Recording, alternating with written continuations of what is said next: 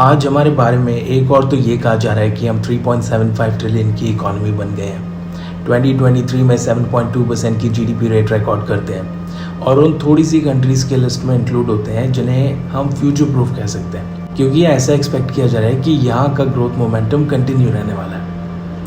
एक side in the aftermath of Covid और the ongoing war in Europe हम देख सकते हैं कि बड़ी बड़ी इकॉनमीज रिसेशन की ग्रिप में या तो आ चुकी है या फिर आने वाली है। जर्मनी के बारे में तो ये रिसेंटली सामने आया है कि वो रिसेशन में ऑलरेडी जा चुकी है, मतलब उनकी इकॉनमी कॉन्ट्रैक्ट होना स्टार्ट हो चुकी है। जर्मनी के अलावा भी दूसरी इकॉनमीज जैसे यूनाइटेड किंगडम, न्यूजीलैंड या इटली पे भी यही कॉन्ट्रैक्शन के चांसेस बने हुए हैं। और दूसरी साइड इंडिया में हम ऐसा कोई सिनेरियो एक्सपेक्ट नहीं कर रहे। Recession probabilities worldwide 2023 report में भी ऐसा ही सेंटिमेंट कैप्चर किया गया है। In short, our economy is faring quite well, मतलब यहाँ सब ठीक है। अब इस बैकड्रॉप में जब ऐसी कोई न्यूज़ आए कि जिन लोगों या जिन बिजनेस एंटरप्राइजेस की वजह से ये सब इकोनॉमिक ग्रोथ ड्राइव हो रही है इंडिया में, वो खुद ही दूसरी कंट्रीज़ जैसे सिंगापुर और दुबई चले जा रहे हैं, तो थोड़ा शॉकिंग तो लगेगा। या हम ऐसा भी सोच सकते हैं कि यार ये सब लोग कमाई तो सारी इंडिया से करते हैं और सेटल दूसरी कंट्रीज़ में जाके हो जाते हैं, तो ऐसा हो क्यों रहा है? क्या इसके रीजंस हैं और क्या है इसमें हमारे जानने के लिए? आइए पता लगाते हैं। अभी एक ऐसी न्यूज़ अपडेट रिलीज़ हुई जिसका बेसिस था Henley private wealth migration report 2023, जो पासपोर्ट इंडेक्स पे रिलीज़ करता है, जिससे हमें पता चला कि India to lose 6,500 millionaires this year in 2023 to Dubai and Singapore. मतलब 6,500 HNIs ऑफ इंडिया चले गए इंडिया से 2023 में दुबई और सिंगापुर। ये न्यूज़ NDTV, बिजनेस स्टैंडर्ड और दूसरे टॉप मीडिया हाउसेस ने भी एडिक्वेटली कवर की। तो हमने इसकी डीप स्टडी कैरी आउट की और पता चला कि ये फिनोमेना इंडिया में रिस्ट्रिक्टेड नहीं है, चाइना में भी ऐसा ही हो रहा है, जहाँ ऐसे डिपार्चर्स 13,000 के अराउंड है। UK में भी ऐसा ही हो रहा है, जहाँ ये नंबर 3,200 के अराउंड है। और इनके यहाँ टॉप चॉइस ऑस्ट्रेलिया बनी हुई है।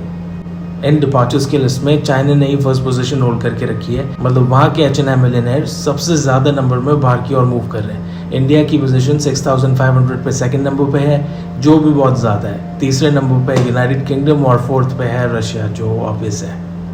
टॉप कंट्रीज जहाँ ये HNI मिलियनेयर्स मूव कर रहे हैं उनकी लिस्ट में टॉप पे है ऑस्ट्रेलिया, फिर UAE मतलब दुबई, फिर सिंगापुर और फिर United states of America. But आइए पता लगाते हैं कि इस फिनोमेना के पीछे अंडरलाइंग रीजंस क्या है। उससे पहले एक बात जो शेयर करने वाली है वो है कि HNIs हम उन्हें क्लासिफाई करते हैं जिनकी investable wealth around 1 million USD या 8.2 करोड़ इंडियन रुपीज ऐसी होती है।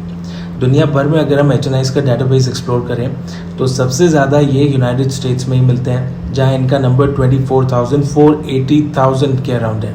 इंडिया में इनका नंबर अराउंड 796,000 आता है। अब देखिए, जो भी आदमी पैसा कमाता है या तो जो आदमी जो पैसा नहीं भी कमाता है, वो गवर्नमेंट या फिर एडमिनिस्ट्रेशन से चाहता क्या है?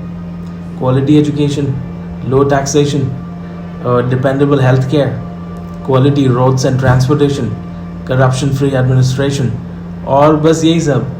वही सब रीजंस इस रिपोर्ट में भी कैप्चर किए गए हैं as reasons behind the move into Dubai, Singapore and Australia like centres.